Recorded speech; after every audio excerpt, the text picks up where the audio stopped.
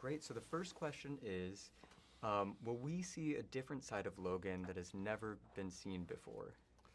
I think our goal in this film was to try and go intimate with Logan, to try and go deep, and in that way to try and get to the very things that scare him most, which aren't villains and aren't the end of the world or his own life, but intimacy, love, connection with others. At the same time, the other side of Logan I think you're going to get to see is just slam bam action like you haven't seen, just bloody, intense, brutal fight sequences and action sequences. A, because of our rating, and B, because it was our goal to just try and do something that felt grittier and more real. Great. So on that note, what are some of the references or inspirations for the cinematic feel of this film?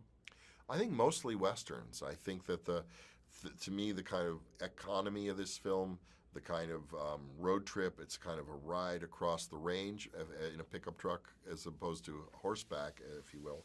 But it's a real journey film. It's a road picture. We travel from the Mexican border all the way to the Canadian border. And I think westerns are the real template for a lot of what we do.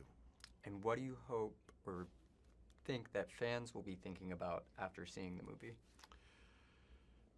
Well, I hope they're wrestling with the power of this character. I think the whole point of making the film was to really help you feel the weight and iconic nature of this character, his unique character in the world of superheroes, his reluctance, his hesitance, his own modesty, his incredible rage, and yet tender heart at the same time.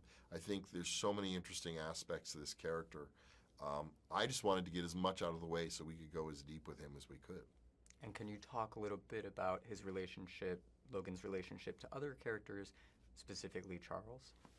Well, this film sets him up in a very real way as both a caretaker for his father figure, if not his father, in Charles Xavier, who's got a degenerative brain disease and is living with Logan just south of the border in an abandoned smelting plant. And into their world comes this little girl who turns out is Logan's daughter. So you've got this character who hates intimacy and doesn't want to be responsible for anything, who suddenly is on the road and caring and protecting for an 11-year-old girl and a 95-year-old man. Perfect. That's everything. Thank you so much. Thank you. Pleasure.